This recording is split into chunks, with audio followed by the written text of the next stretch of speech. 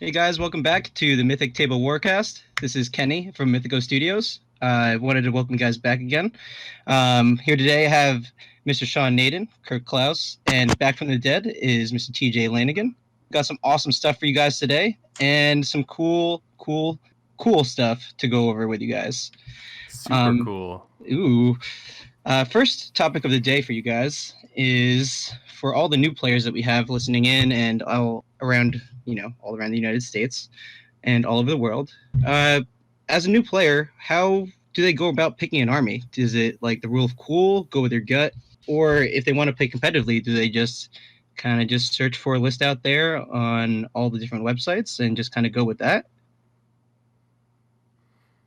I mean, all those are viable. I think if you're just picking up the game for the first time, like if you and a couple buddies or you yourself find Warhammer 40K out there in your life and you're like, I want to get involved with that, I think the step one is to find the army that you resonate most and on the most levels. So it takes a little bit of research from that point, and it could be just like, oh, these are the coolest models. These guys have the coolest story because there's all kinds of background and fluff and lore involved in this game. And I think that's like where you want to start is like how many levels can you connect with an army before you think how competitive it is.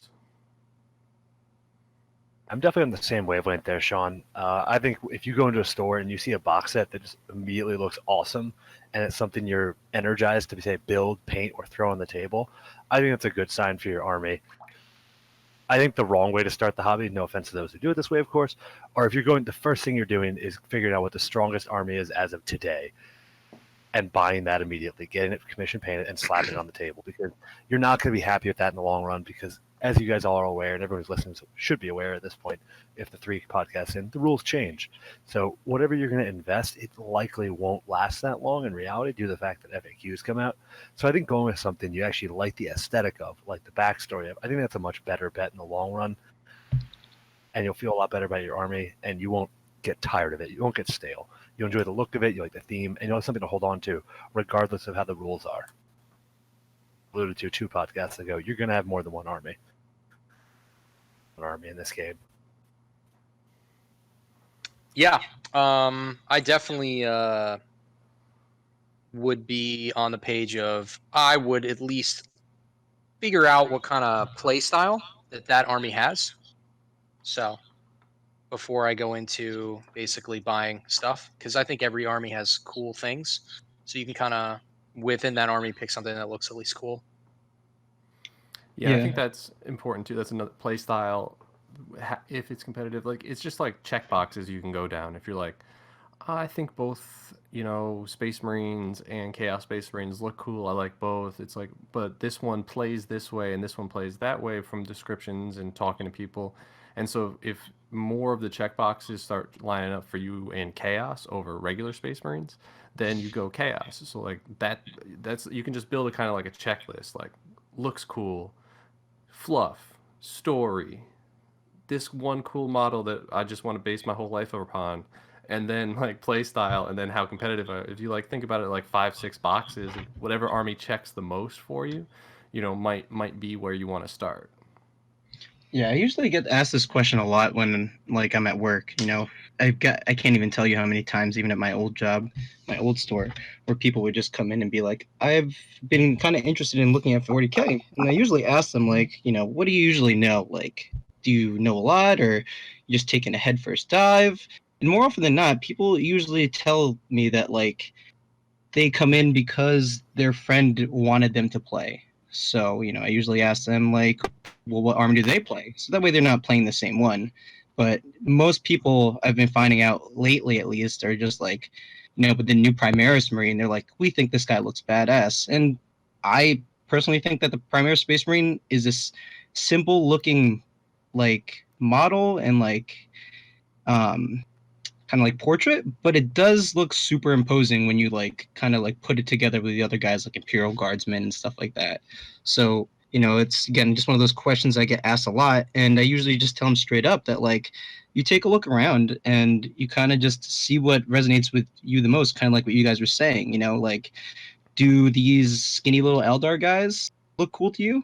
or do these imposing Space Marines look cool to you? So it's really cool to see like what you guys thought about that. So I get it asked a lot, especially because again we have a lot of new players in the store, and the community is just growing in general. So it's nice to figure out what you guys see. That's a loaded response. Those descriptors you used were not in favor of the Eldar. Like you're like, you could use these guys that suck and look terrible, or these guys that look awesome. And it's like, it's not because we have more Space Marine stuff in the store. I'm just saying that, all right? We really don't. We really don't. But definitely not trying to clear some of that stock at Mythic. Fucking GW rep. I wonder, have you guys ever been to like a GW store, like at all, like recently, or not recently, but like when I got back into I took like a couple of years off the hobby, first couple of years at college. When I got back into it, there was actually a GW store close by, and that was where I actually went in and got back into the hobby, and at that time met Alex Fennell, and the store manager at the time was Tommy, and he eventually went on to own his own game store in the area as well when the GW store closed. And so that was who I first like connected back in with in getting into the hobby, and then transitioned into the competitive scene as well.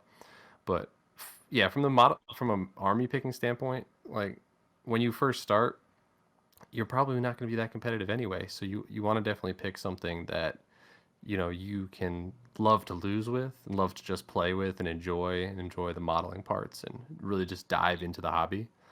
It's maybe that second army, like Kurt was saying. A lot of people end up with second armies, or like, and especially with like some of the factions do integrate well. So if you're super undecided, I would definitely pick either a Chaos faction, an Imperial faction, or like an Eldar faction, because they have, some transitive properties, right? Eldar being the least one there. You have just Eldar, Dark Eldar, Harlequins, but Imperials have what? 20 armies basically that interconnect. Yeah. And so if you're like, I bought 500 points of Space Marines, but I don't really love it, you're like, Sisters of Battle, a little slightly different, Imperial Guard, slightly different, the 17 other variations of Space Marines are slightly different. So like that has a bunch of avenues if you're super undecided. And then Chaos is actually probably the most varied in model range and connectivity between demons and the various chapters of Chaos, and like cultists and Chaos Knights. Chaos Knights, yeah, exactly. So like they have probably the broadest. They have less books than the Imperium, but they have I think a more diverse like model range at their disposal. Would you agree, TJ? Oh yes, yeah, definitely. I mean, demons are definitely different than everything else that's out. Where Space Marines are the same as Space Wolves, or the same as White Scarves, or the same as, yeah, basically Grey Knights. So I mean, they look completely different, and they play completely different. Yeah, and a lot of those Space Marine models actually end up in that regard, is that like you buy like Space Marine models and you play them as a variety of Space Marine armies. So Iron Hand successors, Iron Hands. now they're Blood Angels this week. And I feel like we're alienating the Imperial players now. A little too much smack talk. Eldar and Chaos taking over. There was a time in this hobby when that was really frowned upon, but I think it was like sixth edition, where they rotated that, and then they were like, yeah, paint them however you want. Yeah. It's like semi-encouraged that you should paint them not one of the main colors that actually like is one of those factions, and then you can just basically play them as whatever. But pre-6th edition, when they basically said that in their codex, GW, it was like, they were like, no, whatever you paint it, that's what it has to be. That's what it has to be. Anything else other than what it's supposed to be. Yeah. And I think they've recognized that they don't want people getting stuck into a poor choice with how big of an investment this game is already, right? We spend a lot of money on models and paint, and glue, and huge investment. Time, and then the time investment. Oh, so. Yeah. That's, you bring up a good point with the painting and stuff like that, because I always, when I'm at the store, people, obviously buy a bunch of paints, and they're usually like, I want to paint these guys as Blood Angels, and I usually tell them, or like, just using a Space Marine as an example, like you don't have to paint them as Blood Angels like with the red. Like you can paint them pink, purple, whatever you want. You know, it's just the rule set that you're using. You know, the models are however you feel like you want to paint them. And I honestly love when I see like a completely like different paint job on like any army, like something just so like unique. And that's one of the best parts about this hobby is that like you can say like Sean, you have a ton of Eldar models, and all those Eldar models you can paint them as whatever, but they can be whatever faction. Or and even TJ with his Chaos models, he can paint them as, you know, purple space Chaos Space Marines, or you know, obviously that's probably Elder's Children, or like a really bright pink if he wanted to. And no one could really say anything about that now, at least. That's what I think, at least. And the tournaments I've been to, no one's ever really questioned like anyone's paint job, to me at least. Yeah, no, I've never painted my Eldar to a specific color. I've always like maybe drawn inspiration from those colors or something, and that I've liked, and just then beaten my own path. And then, interestingly enough, my giant 300 Marines, Space Marine army that no one has seen in, 8 years, it is salamanders. I wanted it to be salamanders. I love salamanders. That's what it's modeled as. But because I wasn't like staring at the page when I was painting it years and years ago, so I ended up painting it like, I was like, oh, I kind of want them to be like darker, like more blacks, more this. So, and it's a dark green versus like the semi more of a lime green that most of the salamanders are in the pictures. So it's like a custom color, but it's supposed like it has tons of flame motifs. It has the dragon on the shoulders, but I still get tons of questions when I used to bring them out, and they'd be like, "Oh, Dark Angels," because it was so dark of a green. Oh God! And I'd be like, "You don't see the fire on all these guys, like, or the dragon, or the dragon." No, they're salamanders. Then you just clear. They're not Dark Angels. You clarify for them. Yeah, these are Imperial models, not Chaos models. Sorry for all those Dark Angels players out there that still think that they're, But there are two color schemes in the world that those players pretty much play their army as the actual specifics. Can you guess what the two are? Ultramarines. Nope. What? Black Templars? Nope. It is Imperial Fist players that paint yellow. Those guys are always Imperial Fists. And in Yadin, yellow Eldar. And it's because yellow is a very different color to paint. The people that paint yellow in Yadin armies play them as a Yadin. I'm sorry. Can you say that one more time? A Yadin? Isn't it IY? You mean Ayendin? Yeah, it's IY. Yeah, wait, hold on. Ayendin. He is the Eldar expert. He would know, all right? Okay. We all know he doesn't read things. Except like fucking books that are like unrelated to this shit. But anyway, those two yellow armies, those players are diehards. They play them as their correct faction every time. It's funny that you bring that up, because I actually, now that you brought it up, actually believe that, because there is a single Yandin, right? Yandin player that comes to my store, and he's a great painter, so he's got a full Wraith Host army, and then there are a bunch of Imperial Fist players that paint them all yellow, which is fucking hilarious. Those are the only two factions that are always what they are. Take it to the bank. You heard it here first. That's your hot take of the night. The two yellow armies are the only people. That's my hot take. Okay. Thank God people logged in for this shit. Kurt, what color is your army? It's a mixture of colors, because I love all colors of the rainbow. Mm. We've got some purple, I've got some blues, I've got some green painted by you in there, some wave serpents. It's a mix. I got green wave serpents, blue flyers, soon to be red fire prisms, some purple night spinners. How do you feel about that? Does anyone ever question you about that, Kurt? Like, why are all your models all different colors? Not really, except when I have he walks really up to the mismatching table stuff. and he's like, "I'm Kurt Klaus," and they're like, "Oh shit, I'm about to get stomped in the face." That So they're just like, that "I'm worked keep with you, pushing didn't it? How'd that go for me at Leprechaun? That was a different Quite the story. We rolled and I went first. That's how that went. Oh, Kick fuck. off, but yeah. Oh, But no, man. Every once in a while, people will comment like, "Hey, why is this one this color?" It's more or less because I'm in transition of getting it all painted. And unfortunately, due to social distancing, I'm definitely not going over to his place and risking his family or. So at this time, it's still remaining unpainted because I actually don't have any paint in my apartment. Doors are closed as far as I'm aware. I think there's one in Mamaroneck that opened up today for like an hour if people needed stuff. He was willing to sell stuff and leave it outside for people, but everyone's having that problem unless you can order it online, I guess. Well, speaking of paint, right now Nolan oil is like a fucking commodity, from what I understand. It's like the toilet paper for 40K players. Yeah, pretty much, actually. That's because Null Oil is like the number one used uh, wash, and it is basically like liquid skill. It amplifies a lot of problems in modeling, and washes in general do so much for a painter to like take a mediocre painter like myself and give us a little bit of extra boost. And even great painters use washes as well to just like it just amplifies a lot of things you do. And Null Oil is the go to. So maybe these players will, expand to a different wash and see how that affects their armies and their look. Do you like a fully painted like monocolor, like not monocolored, but like a whole army painted in like specific colors, or do you like having different like models painted differently, like kind of like Kurt's?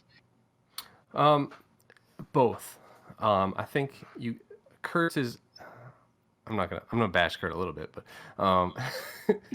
Kurtz is too far. It's a bridge too far, for me, and like it's totally fine.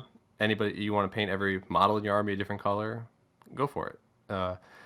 I like, if you've got an army that's going to be cohesive, all the models like my army it's cohesive in my head because it uses similar colors, even if all the units in the different factions are different colors. But there's like similar connecting colors across them, so you look at it and you're like, oh, the green guys are witches, these guys are harlequins because those are different, but like they both have like similar accent colors and there's similarities in it that draw it together into like a cohesive like painting. Because like at the end of the day, if you're spending the time to paint it all and you line it all up, you kind of want it to look like it's a together So, force. yeah. And you can tie it together with other things too, like basing is a really great way to tie it in as well.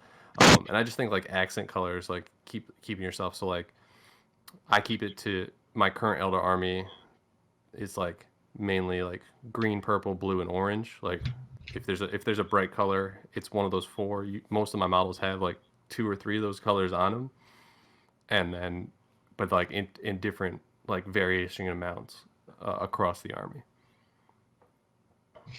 Yeah, Interesting. I make sure to paint all my detachments the same, but everything for my chaos army, so my demons, my space marines, thousand suns, everybody's based the same, so I could just put them together on any army, and then yeah, that's how I like to do it when I do my stuff. So my thousand suns detachment looks different than my alpha legion, and my demons look obviously different than everybody else, but I try to keep the same basing so they kind of fit together in their own right. Those are pro tips right there, guys. Pro tips. Keeping up with the kind of like the new player stuff, since we're making this whole episode about like newer players kind of getting into the game and really just kind of centering it around them right now. Um, I have Sean, you were there for a couple of our beginner tournaments. For newer players that want to play competitively, what should they expect, when they go to their first few tournaments, with like totally green, they've only played a couple of like games with their friends or just with other people in the store. What can they hope to expect when they go to a full-blown, just like a regular RTT, 2,000 points, 3 detachments, full battle forge, or like either like a 2-day GT, same difference, like with 2,000 points, 3 detachments, and full battle forged? I think you can definitely need to prepare yourself for two things really: ego and fear. Those are the two things you have to face yourself with, because you have an ego everybody else has an ego. Now, different people are better at controlling said ego and taking it out of the equation, but you have to think about it. Like, you go in, say you've played only in your backyard with your friends and you've never lost a game. Now you come to this tournament and you expect that to continue because that's how you've played this game. The second that doesn't continue, how do you treat it? Right? How do you respond to not winning? And so and how do you respond to somebody else, maybe, like, not the normal, but like if somebody else is like too much of an ego in, like, is that guy, which is a not very common thing, but it's like, how do you respond? Because a lot of the times all it takes is all you just have to do is diffuse them, and they settle back into being a normal human being. Or you reach out for a TO to diffuse them. But and then fear being like, you're going to go in with nerves, right? I've been to so many tournaments. I've been to the world championships. I've won the world championships. I've won the LVO, which is the biggest tournament in the world. And I still go into every event round one with butterflies. I don't know why. It's just it is what it is. Um, and so those are two things I think you have to like go into, and those are like really just like core human emotions, and everything else about the game is just a game. It's a game to have fun, enjoyed, but like those two things, ego and fear, are two things you have to control and you have to manage and you have to understand really about yourself and how you deal with those kind of situations. Yeah, it's funny that you say like that you actually still get butterflies. How many games have you played like a 40K, like easily triple digits at this point, and like you still get butterflies going into round one. I think that's pretty crazy considering like, your whole run at like playing 40K. I find that very interesting. Sean, I definitely echo that. Oh, sorry, go ahead, TJ. Oh, I was just gonna say, I definitely agree with that. The other thing too is like things are gonna happen. I think people need to be expecting things that are gonna happen that you were not expecting on the table. So like when you play with your friends or you're playing local and like you've never been to a tournament before, you're used to seeing maybe 6 or 7 lists. You know how it works, you know how things go. Well, when you go to your first tournament, you're going to see stuff that you just have never seen before. The interactions just have never happened before.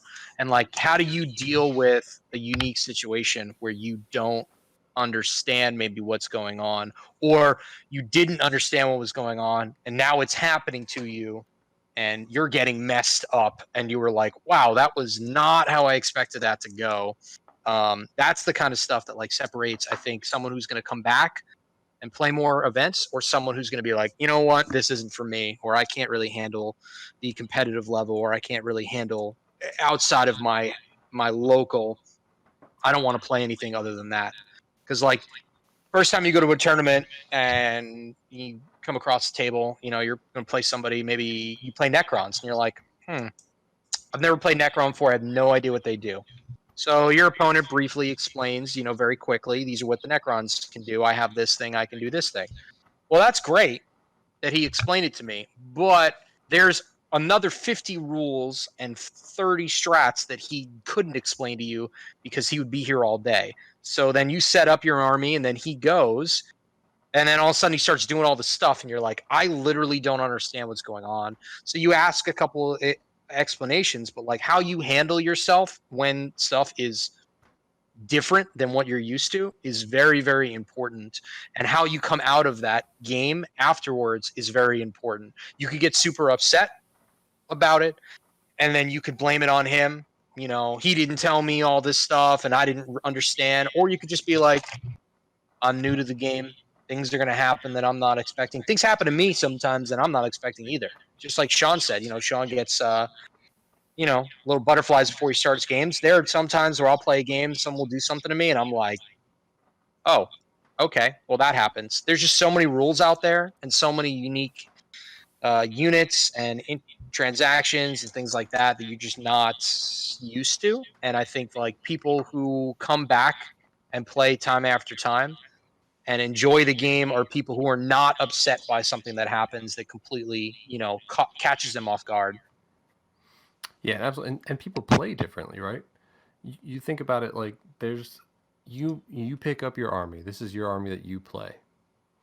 Now there's what, 15, 16 other codexes that maybe you don't play and don't have like a deep knowledge of. But even just in your army, there are maybe several different play styles that are popular at tournaments, and then there's several more that aren't popular but still might exist. And especially at like smaller local events, they might, a guy just might like to bring 90 swooping hawks. Or you can't bring 90, but you know what I mean. So, you know what I mean. It's there's no expectation that two players will play the game the same way. There's not even really an expectation that two people will like interpret something the same way. And you could have an interpretation of the rule, and since you've never played at tournaments, you don't know that the majority of tournament players have ruled it a different way, and it's in an FAQ, and this is how it works. Or you just run across, like the first time somebody traps you in combat, and none of your friends had ever put 3 models around one of your models to lock a unit in combat. The first time that happens to a lot of people in 8th edition, they lose their mind. Yeah. They just lose it. And you'll see it at tournaments, especially early in the edition. Even if there was a tournament tomorrow, you could have somebody who'd be like, I didn't even not know that was possible. Because they usually, when they play, they line their models up. When they go into a combat, they just stand in front of your models, take their swings, you take your swings, combat ends, your opponent walks out, shooting happens, things like that. So just even like a simple baseline trick, which is trapping units in combat, which is like a building block tool in 8th edition for competitive play. It's like everybody in big tournaments is doing it. That catches people off guard when they've never been to a tournament. And if you don't understand what I'm talking about, there's you can probably Google plenty of videos. I know we've got one at our YouTube channel that explains it at Team Battle Brothers on YouTube. And but this little skill that most tournament players would take totally for granted, and they would just do it. They would tell you about it while you're doing it. They might even use like a catchphrase, like, oh, I tri-tipped you, I tri-pointed you, I grabbed you here, and move on. You might be like, what the hell? What the heck just happened? Yeah. And you might get an argument with them, and they'll be like, bro, this is so simple. I don't know why you're getting it. And like and that's the thing, again, the Ingo thing. They're like, they're not understanding that this is your first tournament because maybe you didn't tell them, maybe you were embarrassed about it, and there's nothing embarrassing about it. And most of these players will like totally explain and do it slowly.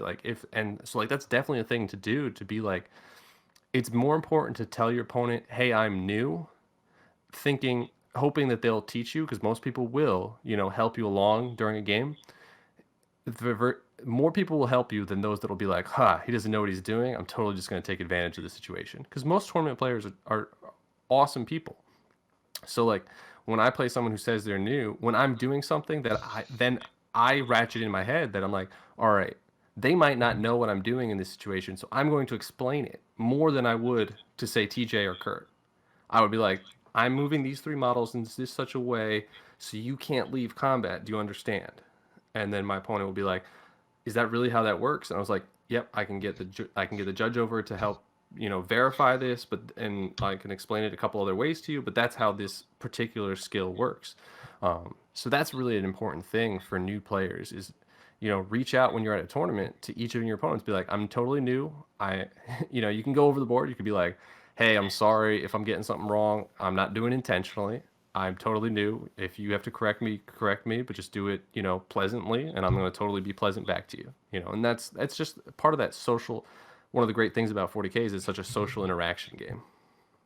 Yeah, I agree. I mean, like, I for any time like a new player comes up and says like they want to play in a tournament, I usually tell them straight up like what you said. If you have to let your opponent know that you're new, because let's be honest, right? If you don't know the person in front of you and you've never seen, you're just gonna assume naturally that, oh, they're at a GT, they should know what they're doing. They're here to play and they're trying to win just like I am. And we're all trying to have fun in the process.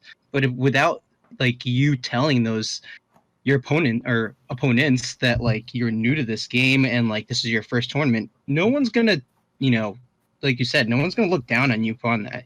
People, I can talk from experience from my own first tournaments.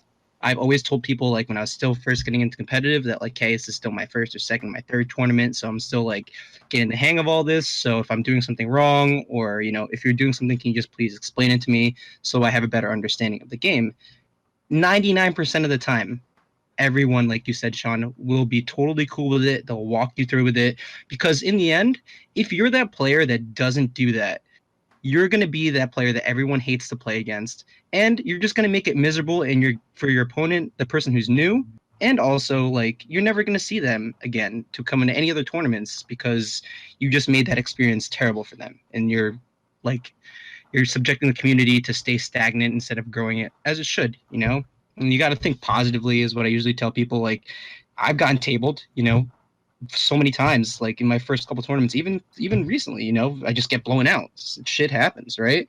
But you got to think positively about it. You got to think about what you can do better. You know, you got to take the experience from that game and kind of like, maybe I retool my list, or maybe I just don't deploy these guys this way around, you know, or you look at the matchup and stuff. And it's just experience, that I want to tell the newer players, and I know you guys will agree that, like, because you guys have been playing for so much longer, your experience pool is huge at this point, that when you first, like, get in, your experience level is 0, you know, and you really have to keep building it, and you really got to keep going at it in order for you to get better. I mean, did you guys, like, your first competitive games, did you guys all win your first games, you know? I guess it depends on when what you consider a competitive tournament. You consider a 16-man tournament as a 15-year-old competitive? At that time, you probably did. Answer that. I just want to add a little extra. I think you guys really hit the nail on the head. Controlling your ego and what to actually expect of that day is really important. I'm not going to belabor the same points they already pointed out. I think another thing that add to it, at least, ask questions. Don't just say, hey, yeah, I kind of know Space Marines. Yeah, I know Eldar. Ask as many questions as you feel comfortable with. And as you said earlier, introduce yourself. Say, hey, this is my first major tournament, or I'm not as comfortable with your army. Do you mind answering a few basic questions? Like, you see a possessed unit. You know they're really good in melee, but you might not know what the combos are. So you could ask, Psyker do? What do their powers do? Ask for a little more clarity of combinations that could exist. Just ask for general guidelines, and people will answer the questions. They're not going to say, no, I won't answer the question of what does this unit do? What does this unit do? It's not in the sportsmanship of the game. So I think asking questions and feeling comfortable about asking those questions during the game, after the game, and before the game really allows you to not get blindsided as much. Sure, maybe you'll still lose, but having a better picture of what the army does going in helps a lot, and feeling comfortable enough to ask the harder questions would be like, what's your best unit in your army? What does the most kill in? What hits the hardest in melee? What shoots the hardest? If you don't want to go through each and every stat line, it might just be easier to ask basic questions just to get a little more exposure to the actual army and the actual list. But I think that TJ and Sean, you did a really good job of outlining not having an ego or reducing your ego as much as possible, because in all honesty, at the end of a tournament, usually only one person's undefeated. So you should be ready to lose going into a tournament.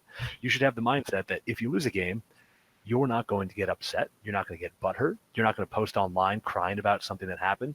Say, oh, I misplayed something, and that was the reason I lost. Don't blame it on dice. Of your ego and having the idea that you will lose a game today. It's more than likely than not you will lose a game today. Instead, as Sean said, having your ego in check. The last thing you want to do is lose your first game of the day and then ruin the rest of your day by being down on yourself or blaming dice or blaming this guy's broken list or hot rolling, and let that spoil the next 8 hours of your life. Going in, chances are you will lose that day, especially if you're a newer player. And not even if you're a newer player. I talk about this all the time when people ask me, like, you know, about like getting better at 40K. And I say, you know, for a 2-day GT that's like 6 games, let's say, right? The average of the best players is 1 loss. The average on a year for like the best players going into an event is 1 loss. Like, they can't average better than 1 loss. Like, it's almost impossible, you know, because like even if you like won a bunch of events that year, like TJ won a bunch of events last year, and Richard Siegler won a bunch of events this year, like they still had maybe 1 or 2 events where they didn't win all their games, so they had a loss, which means their average on the year is not 0. There's a number there. Like, it might be a fraction even, but like still got to round that up. It's not a 0. So so the best best players are still walking away from an event with a loss. All of them. Like one guy at each event goes undefeated. So losing is not something that happens to just new players or bad players or this players. Like everybody loses, everybody. I So think, it's something just to remember. yeah, Sean, I think the losing is actually the most beneficial thing as a player. Learning from one of your mistakes or learning from someone's army is the best way you're going to get better at this game. It's not about just crushing your best friend who you play every day because you're running an optimized list and he's running a run of the mill ramshackle type list. Losing improves your play if you're willing to recognize your own mistakes and if you're willing to understand that you may have lost because you made an inferior choice when there were better options. Mistakes and eventually get better as a player. You learn better objective placement, secondary choice, among a variety of things. But I think losing is the most valuable thing you can have in this game, and learning from it. Yeah, I often when I play against anybody of skill, I'll often say to them like, "Hey man, I did the same thing to Kurt. I said, "Hey man, I'm getting better at this. If you see anything, you let me know. That's what I'm here for. I want to get better at this. So, if I make a mistake, you tell me after the game, we can talk about it. But that's how I get better. I talk to everybody when games are over, big mistakes and losses. Like I lose a squad of possessed on turn 1 because I did something wrong. I'm going to want to talk to them after the game's over because I want to be like, hey, how was I supposed to do that so I didn't lose that unit or I didn't lose this game or, this could have gone more smoothly one way or the other. So I'm always trying to get better. And I think that's what, something important to do as a new player is like asking someone who just beats you, although it might be painful, like, hey, man, what did I do wrong? What could I have done better? What was my big mistake? Just give me some constructive criticism so that I can get better at this because I want to get better. And that's how I hope everybody going to these events, that's something they want to do. Because if you're just going to a tournament because you want to win, that's not the correct mindset that you should be having. Because like Kurt and, Sean and myself have said, like, you're going to lose games. It's going to happen. All the best players do. Like you said, one person wins every tournament. So you're objectively going to these tournaments. Your objective should be to get better at the game so that maybe you don't lose the next tournament you go to, or maybe you win more games, or you're more consistent, or your list makes more sense. So you should be trying to at least get better as a player all the time. So that's why I go to these tournaments. I go for the skill, like the actual play of the game itself. I'm a big fan of that. And then I go to get better. You know, I want to get better at the game itself. There's a couple other reasons, but those are the main two ones. I love the game. I like the tactical play. I try to get challenged when I play these games, and I want to get better at that because it's something I'm passionate about. So, yeah, I couldn't say any better than you guys. I wanted to also add, like, this happens all the time, and all of you know this, and any player in a dice rolling game knows this. Sometimes the dice just do not want to work for you, and you just have to chalk it up to just the dice were bad, but you should never use that consistently as an excuse for misplays and stuff like that. Like, because I've played many games and I've been in great opportunities to win, but my dice just like fucking fall short. And I'm not mispositioning it properly, but sometimes it just sucks so bad when you get a bunch of ones and twos on like a 3-up save and you're just like, wow, this is ridiculous. And I just wanted to, just reiterate the fact that sometimes the dice are just not with you. And you should never always use an excuse again, but you can never get mad about that because sometimes it just happens. I can only imagine how many times, since with your experience pool for all three of you guys, how many times that's happened where you're like, oh, got a 2-up save for a bunch of like las gun shots and there's a bunch of ones and you're just like, well, that really sucks. Yeah, I mean, dice can go that way. A lot of times, if you, because it is a natural inclination for players, especially recency bias, to be like, I needed these dice to do this thing. They didn't, so I lost the game. It's like you probably lost the game for a slew of other reasons. The dice were just recency bias for the most part. So maybe you need to just reflect and be like, why was I in that situation where I needed the dice to go super well? A lot of times where dice actually impact the game more is if somebody rolls above averagely hot to get themselves out of the bad situation that they put themselves in, and that's actually better for them, and like it goes both ways. But like a lot of times when you're sitting there going, man, I really need to make like 7 out of 8 out of these saves, it's because you put yourself in such a bad situation that you're like, I just need to roll like outlandishly well and then it'll be okay. Makes up for your misplay. That's the way dice work. That's what the dice work. They'll punish misplay or they'll make up for it. Believe in the punishment. If I make a misplay, I believe that my dice are going to betray me because of my mistake. And that's always my opinion. If I make a mistake, I deserve to lose that game, and I deserve my dice to kick my ass for it, and then I have to dig myself out of it. Yeah, but sometimes I go the other way. I'm gonna be so aggressive right now that you're gonna be like, "Whoa, Sean, that's way too aggressive a play." And be like, "Don't worry, it'll work out."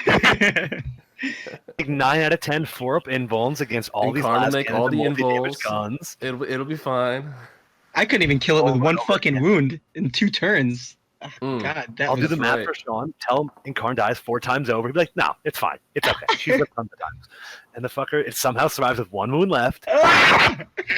Sean will make 7 out of 8 4-ups. Command point the last one and make it. Yeah, she didn't do that at LVO though. She kept dying really badly. Was it the dice, Sean?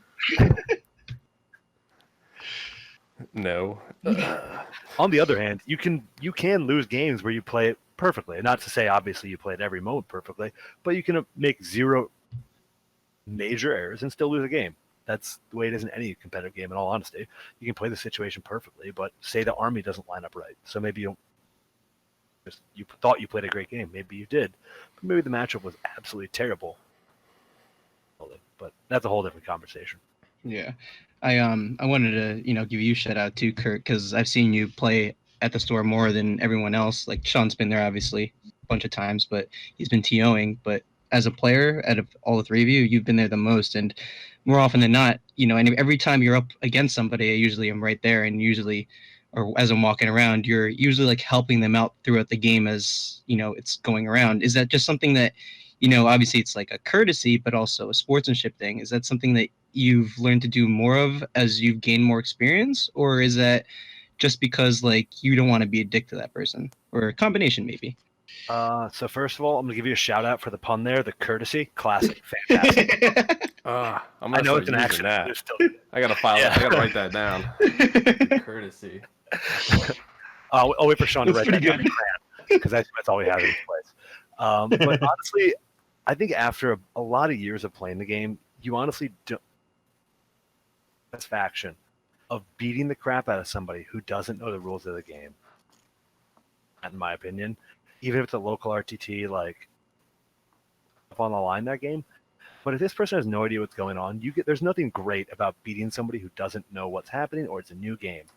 There's nothing, and I think if the other person leaves the table with a bad taste in their mouth, that means I was probably being a dick during the game. Happens in my game, I'll be horribly disappointed with myself. Now to a tournament to screw over somebody who just started playing the game and take advantage of the fact they don't know the rules. I think if I teach them more about my army during the game, they will have a better game and enjoy the game more. Maybe I'll still win the game. Maybe I'll lose.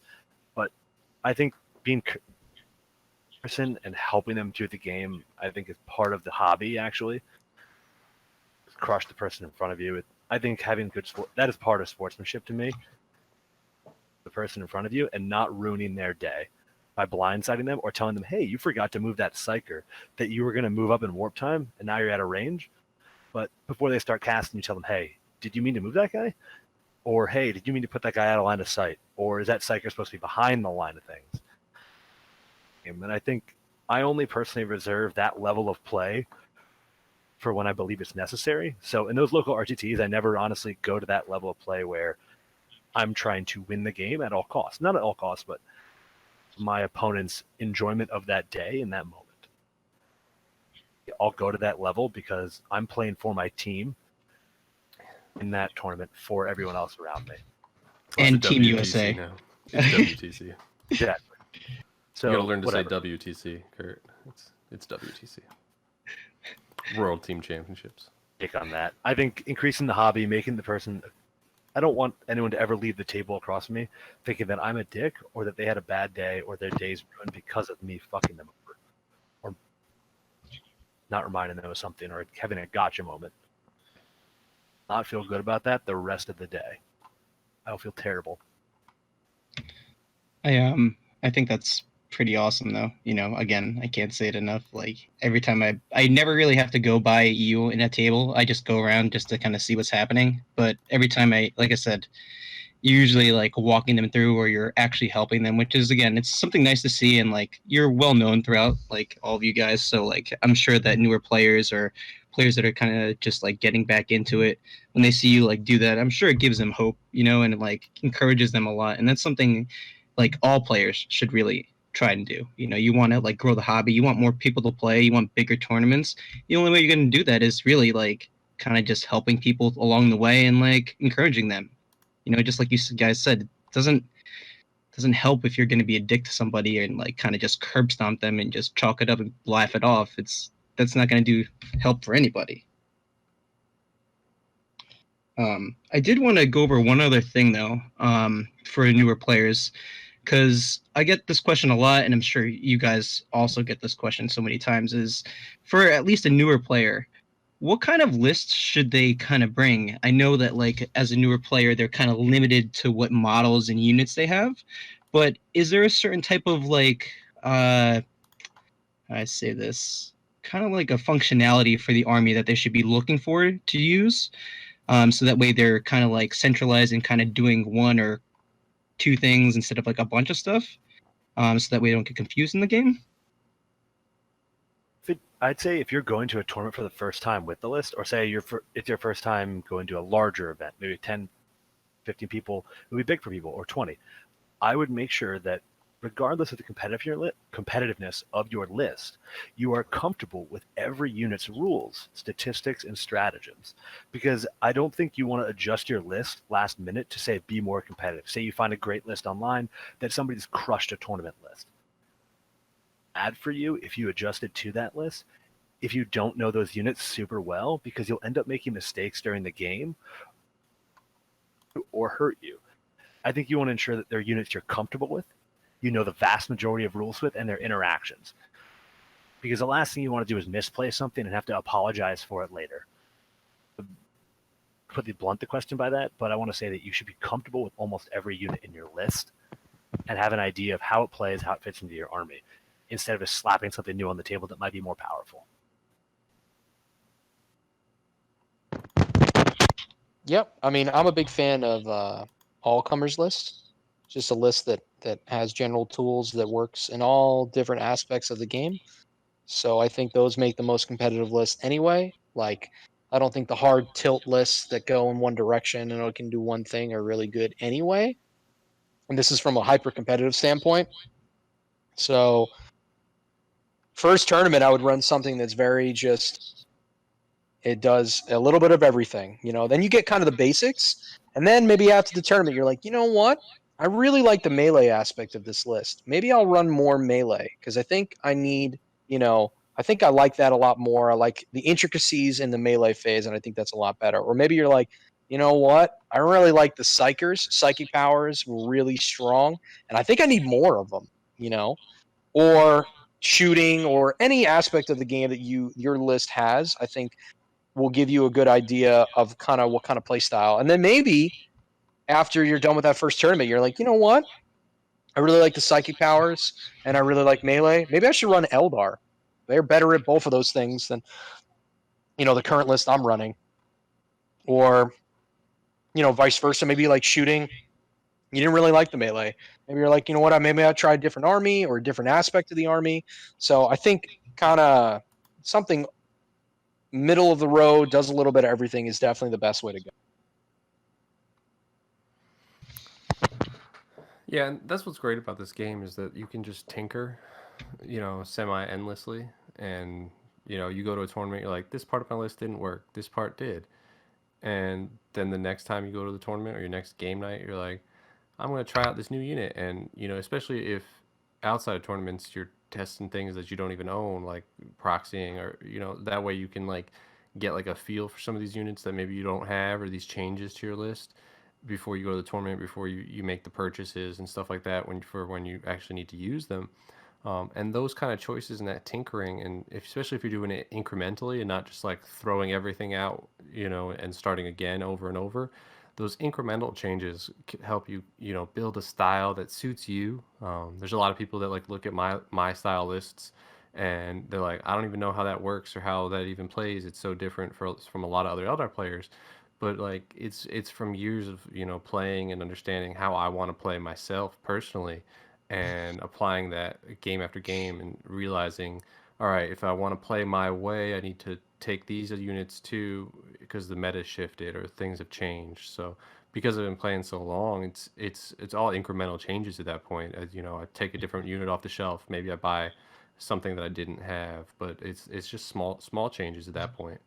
And when you're first starting out, you don't know what small changes will fit you the most until you actually start playing some games, and games with adversity, which is why we all love tournaments. Like TJ said, it's like you go to a tournament to get better, play against things you never saw or thought of, and see how it works out with your style versus other people's styles.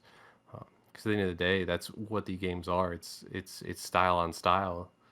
It's not always just like, it's not a math. It's not a strict raw math problem. Like, no matter how good Marines got in the last 6 months, like we were all able to find ways to beat them. Top players are able to beat. Now we couldn't beat them every time, and sometimes when another top player also had Marines, it certainly got difficult. But we were all able to beat Marines with our personal styles. Kurt and I with very different Eldar lists, and TJ with Chaos. So, styles make fights, not fighters, right? It's true. And I think that's something like new players just also need to kind of realize too, is that like, let's just say they played a couple games already with their buddies or at the store, at their local game store rather, and they kind of get this net list or like a tournament winning list. That play style is going to be completely different than what you imagine it to be, because you're just kind of like looking at it on paper, just like kind of like you were saying, Sean. Again, example is all three of you guys have super unique lists and unique playstyles that if someone were to take your list and try and mimic it, there would be intricacies that they don't quite know and wouldn't be able to kind of like, again, mimic, or at least trying to beat someone the way you would beat them if you were to win, Yeah, but those net lists do form a good base for new players. When you're stepping out into the competitive scene, net lists provide something for you to look at and be like, all right, with my list, could I play against these, say, top 3 lists that have been in the last couple tournaments, or do I want to mimic some of these things that are tried and true? If an event is being won repeatedly by similar lists, or they're constantly finishing top 3, and you're like, hey, I'm going to copy that, and you won't get the same result for sure until you start putting the reps and understanding into it. But it could elevate you from 1 and 4 to like that 2 and 3 or 3 and 2 range, just off the back of being a very strong list and maybe being more optimized than your own choices might have been. So they do serve a great function in competitive play, and that's what we've seen with the explosion of how many podcasts there are out there now, how much internet connectivity there is, versus even 10 years ago. There's just even more content out there to improve play at all times, and understand some of these lists, so that not only do you copy just the models, but you can understand some of the choices being made game to game with those lists. Yeah, we live in an age of technology information now, and everything is very accessible to everybody. So like you said, it definitely does help a lot of players. And I've always looked at those lists, and I'm not gonna lie, I've always wanted to mimic all those lists. Like I played like that Demon Soup list that was out not too long ago, and it was kind of like I was not using it as much of a scalpel as I would like to, and I was just kind of using it as like a hammer or a bludgeon, and it still worked out, but just like you said, it creates that like base for you that's already kind of optimized, right? Like you said, so that's really nice. Is there anything else you guys wanted to add? I think also on top of this, learning the style of the list by playing it, I think you can, by looking at the lists online or ones that succeed or ones that are around your tournament that are themed, you get an idea of how to build a list, not necessarily saying that ones you see that are themed are correct, but you get an idea of certain synergies and certain combinations in certain lists. Understanding where to build a list and how to build a list and where to start, at least, if you want to build off a theme or off a certain unit, power, obviously very powerful ones like Warp Time and throughout the game. But a lot of armies can be centered around psychics, or having all things mech or all things foot, or having nothing targetable except chaff, or having hordes, and then having characters mind. Have an idea of structure of lists via themes and exploiting specific rules like character rules, psychic powers, flyers among or multi-wound units, that type of thing, or feel no pains or invulnerable saves, or overly cheap units. There are certain things that you see as themes in certain lists, and those themes can either be very cheap things, efficient things, tough things, whatever it is, or just lots and lots of rerolls when Storm Ravens are popular, that type of thing. How lists are built and why they're built that way is more important. Really seeing why TJ's list has these certain psychers, or why specific units are in the certain. Have an idea of the purpose list is very important, because his type of list takes a while to refine in reality. It takes a lot of reps to build a list like that and have it work.